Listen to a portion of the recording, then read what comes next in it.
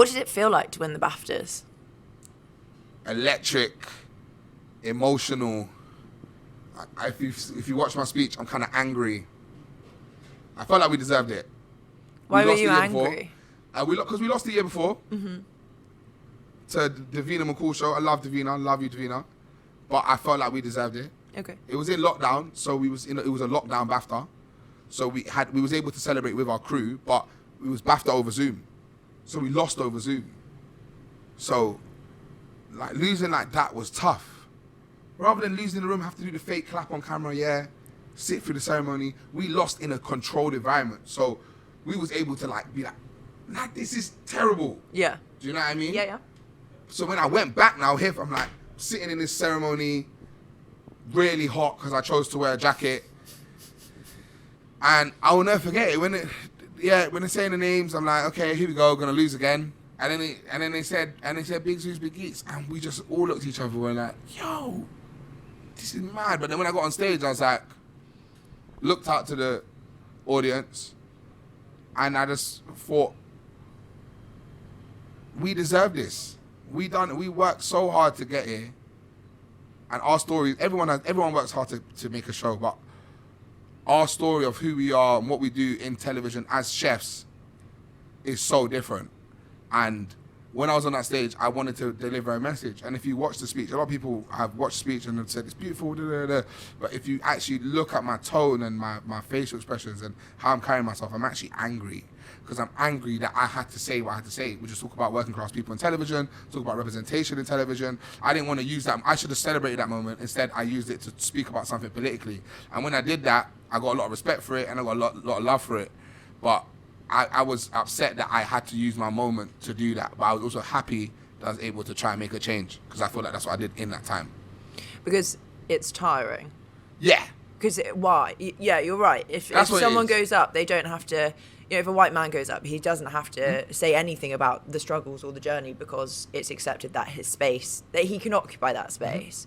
And the same, you know, for lots of other people. But it does get tiring. And lots of people, you know, I speak to comedians a lot and I think, you know, I speak to female comedians and you're having to talk about, oh, you know, what's it like as a female comic, as if it's a genre. Or, you know, a black comedian, oh, what's it like as a black comedian? Like that's a genre. Whereas other people, well, actually, just white straight men don't have to occupy that space. Yeah, white stale. Yeah, hell. it's it's a hard, lot. isn't it? Because you do, you know, for me, talking to younger women, I want to make sure that they know that in the workplace they don't have to be timid and kind, and they can speak their mind, and they should feel free to do so. Yeah.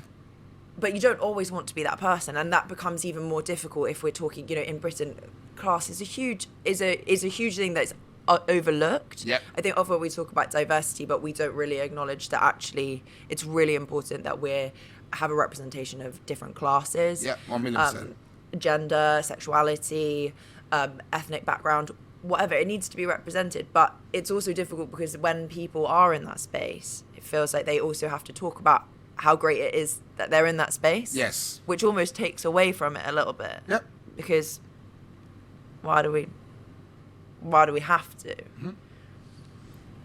Interesting thoughts. Yeah, and that's what it was. It was, you explained it really well. It's kind of that, but going through that in such a beautiful moment, but also knowing that I should do this.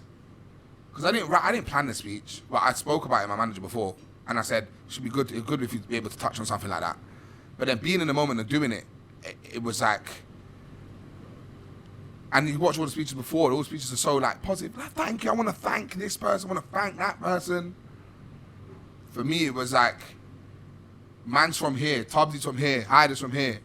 Big up the team, but this is what we're here for. And I felt the clap in the room. The clap was like, it's like, right, he just said that. And I'm a young man.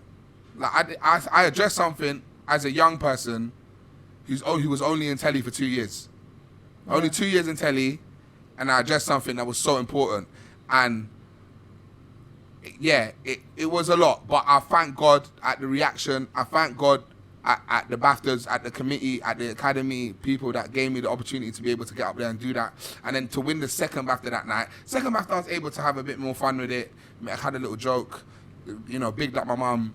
But the second BAFTA was the one that spun my brain because I was against Michael McIntyre, the late great Sean Locke, like just like industry, like mad household people, names, yeah. Graham Norton, you know what I'm saying, Alison Hammond, Joe Lycett, like people that are incredible broadcasters, presenters, comedians, people that have been doing it for years, and they gave me that opportunity to go up there and have 2 BAFTAs in my hand.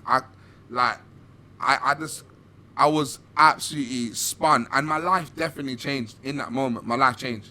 I went home and my life changed because a lot of people were like, "Oh, it's sick that you do telly and it's sick that you do these things," but that kind of confirmed it for them. And ever since then, people call me double BAFTA award winning.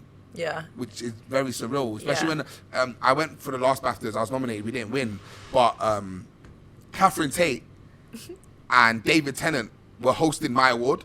Nice. I didn't win, but when Catherine got up there, she was like, "I've never won a BAFTA. I've been nominated 8 times." And then David Tennant said, "I've never been nominated." And I'm looking at both of them like, "I've won 2."